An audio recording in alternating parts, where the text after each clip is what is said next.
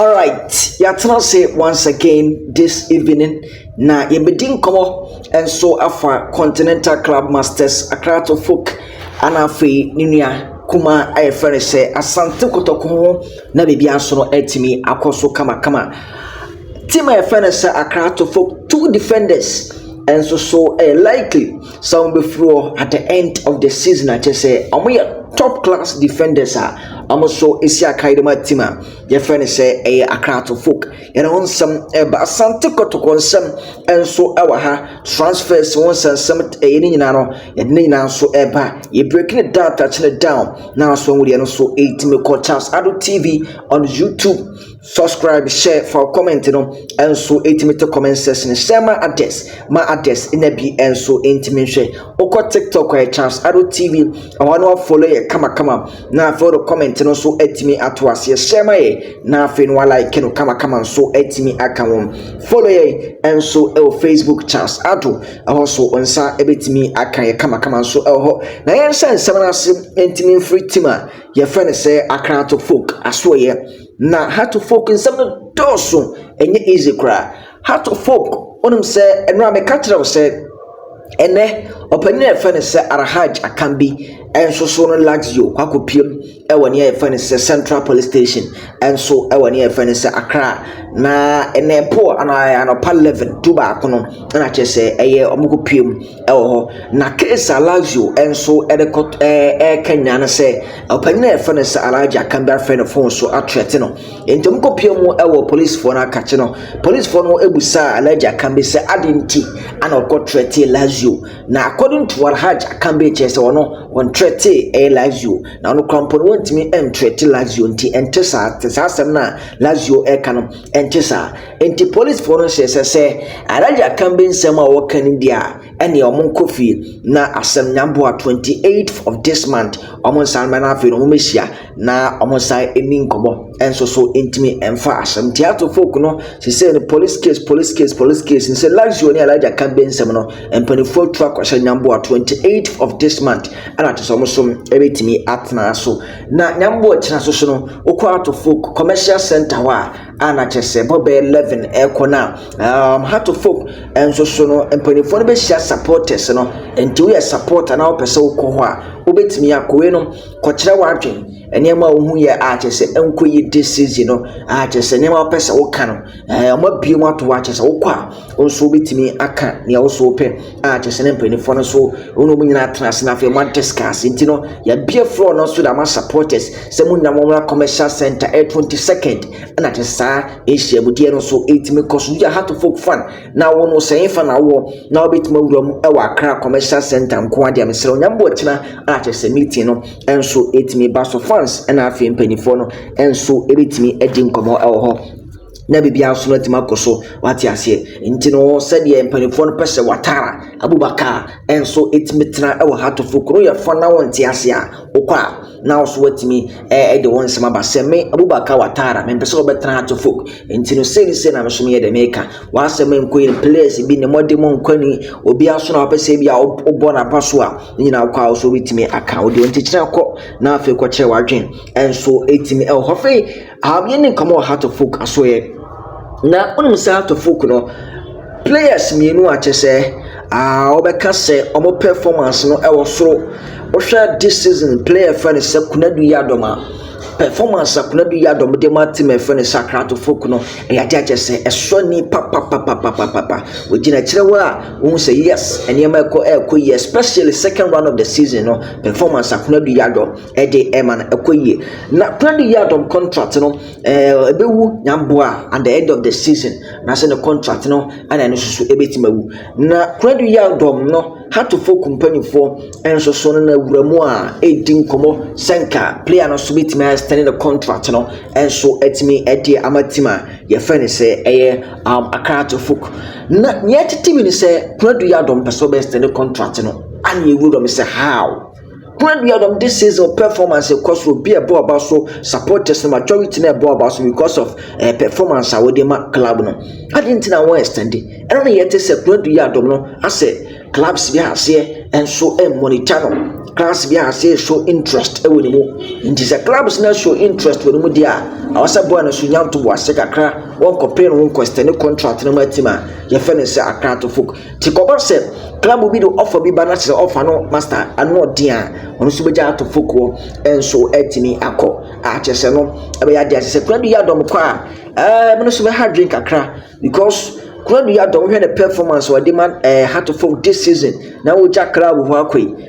okay say nya proper replacement this side no so be hard drink na Konadu Yiadom aircon say player fan say Michael Mpadu on see a right back and so the team fan say Accra to folk na yet say at the end of the season just here about 2024-2025 season and so we are number 2025-2026 season Michael Mpadu so enter so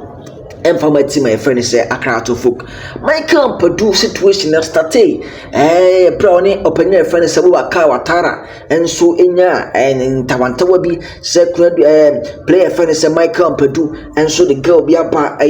Bobby man ama sansem ni na so koi ama te say watara kwa ka say oh dabi onfa Michael Mpadu nkan team no ho ama sansem ni na so etime kosom mpanifo enso CCS no ama asem ne yakama ama te say Michael Mpadu no e continue body Paul e ma team e fene say Accra to folk ama te say ne ba no say nyambo a e season we a Michael Mpadu enso intime to aso bi mfama team a ye fene say Accra to folk na right back Ebia had to folk bear sign is there because Michael Mpadu a fantastic player as mpanifo will see Michael Mpadu so free club no ko na Konadu Yiadom so kwa I say enya easy be hadwen pa be hadwen and mpanifo no so nya bibi mfa won say de be ya just two players we mu free club no ko eni manum ya so obenya mo replacement amate some be so manan a omo ye good and say omo ye better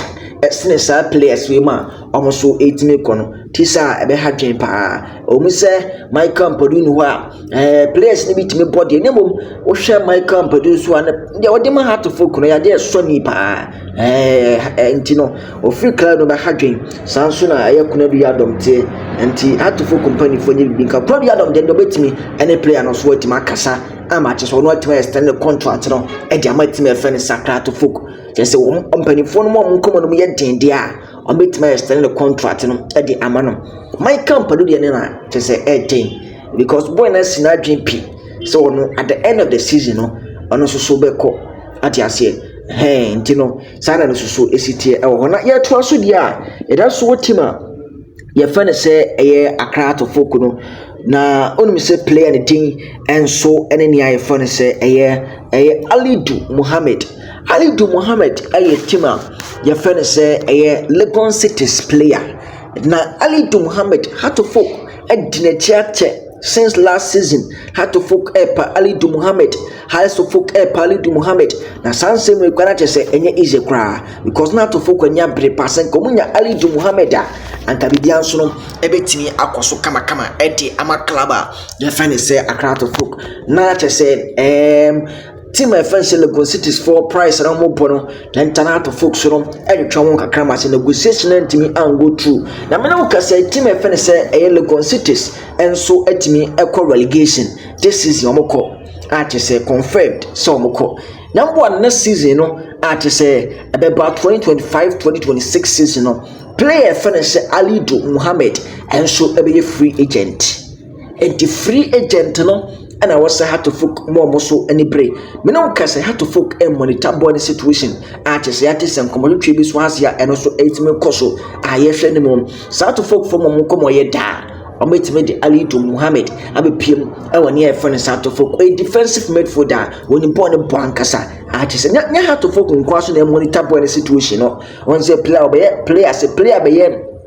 free agent. A lot of clubs and at almost monitoring the situation. He says some at this monitor team my friend say a nations FC so no monitoring the situation. They had to focus on it since last season. And I'm already some best player. Your friend say a Alidu Mohammed. I'm no say na kwanya no sweat my bar. I was how to focus more training to motivation. So what you to train community player no there. Are you ready to play for team my friend Accra to folk and are you ready to work because football ono so na dwuma wo ye nti any club obeba convince na kama no ono so betimi ye dey aba be sia kan dia mom nti atofo company fo no misrawo MD any opinion e fane se Bubaka Watara Alhaji Atembo kan wo muna de bia always no so eye ne e fane se recruitment e de batima ye fane Sakratofo player fane se Alidu Mohammed modina church since last season, and as I'm talking to you now player ne free agent I was 24 so timi e mo mane bre some peno almost it means sign ma negotiation e koso negotiation woman go through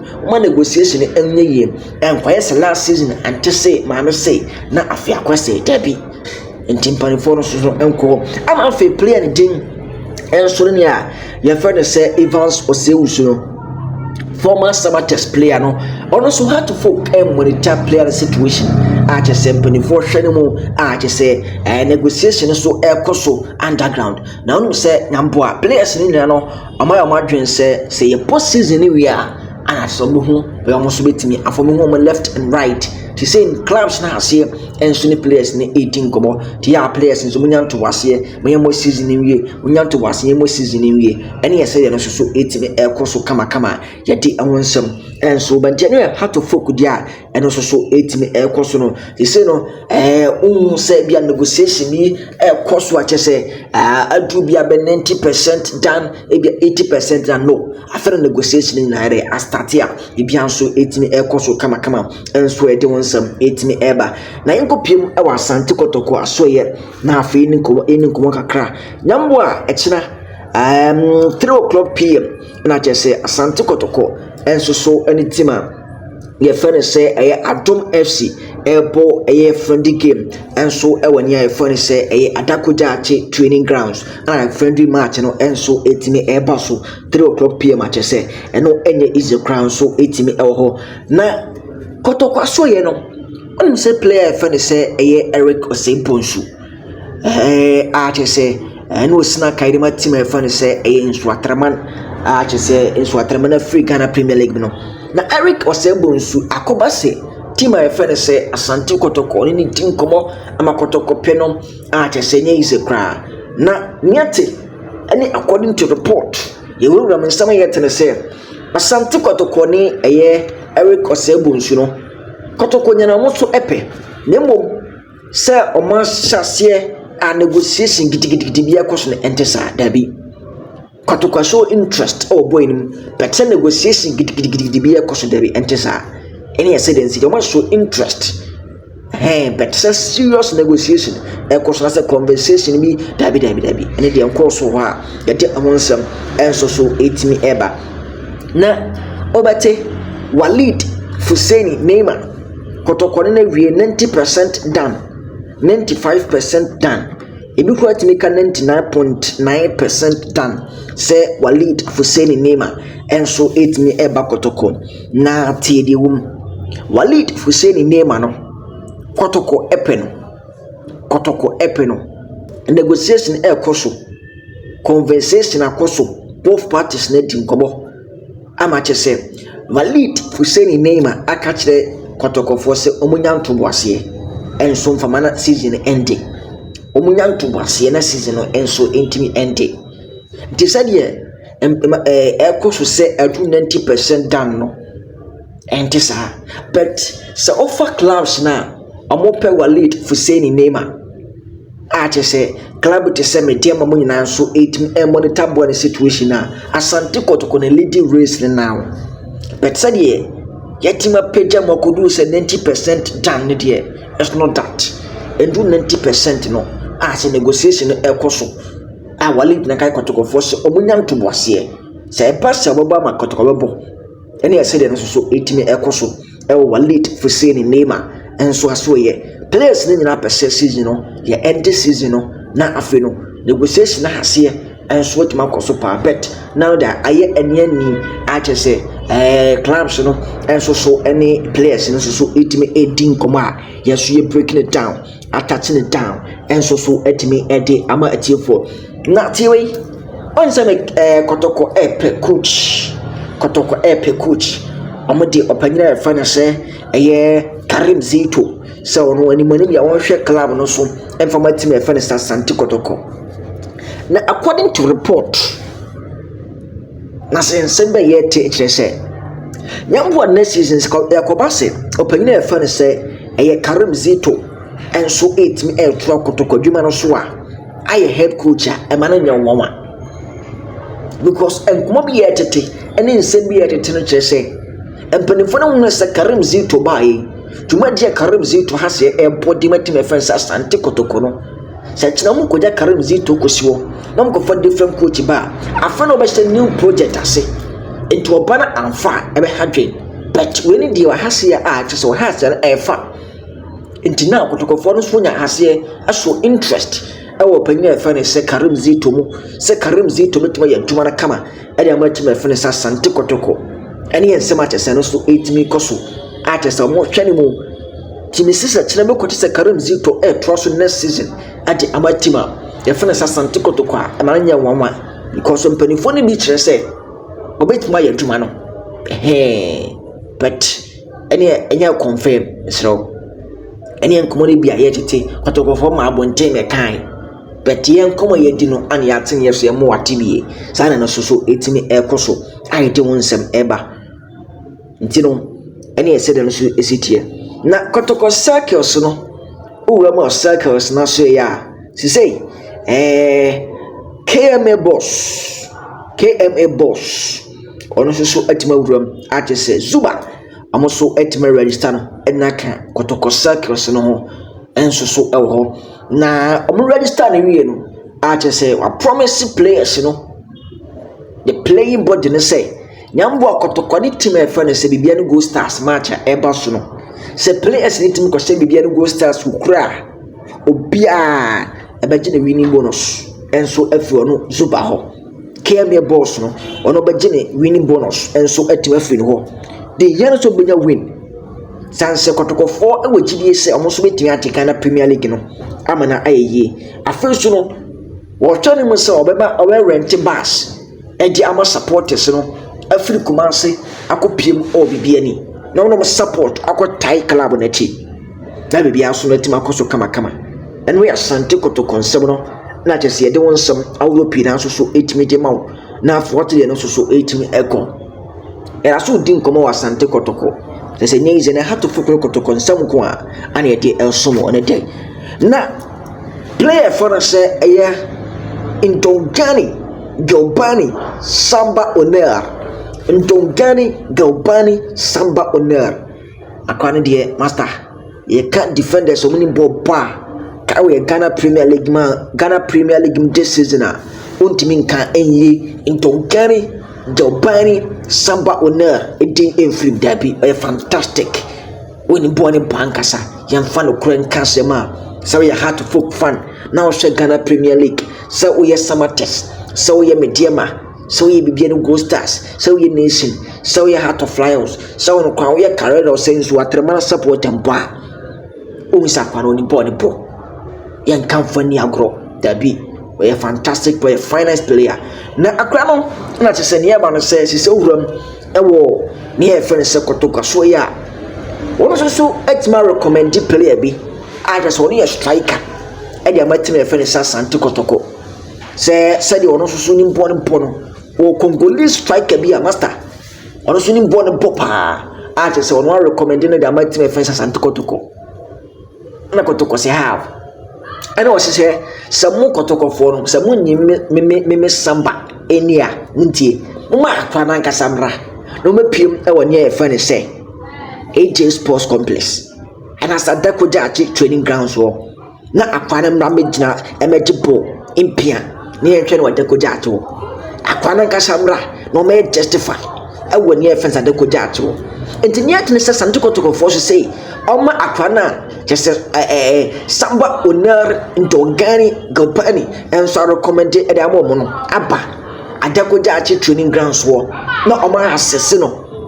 oma akwa no so ma Kotoko no ma assess no na mo assess na te sakore bia so timi go through there that is Kotoko nya striker from Congo any and some say so 8 make so say Kotoko for no o share players some strikers so go free outside Ghana e bana she say no o me dey buy fa Steve Mukwara yi e fai mbela baye ebe fai ati ase abibia so no etimi koso maybe de na emfa kra na se na enye kra but say the fa nti no omo no say the boy na friend say eye Ntonkere Konadu Samba ona eba Kotoko bo akwane bo no omo de we no so ba be ka ho dia na say ni mo osu akire su na te nyam pro mo timi ko Africa ne dia na say confederation be bia so bitimi wo Kotoko na ye say de no so etimi ekoso aye de won sam so etimi dia to focus so munyere mo ho na mo so muntimi sign players share our next video.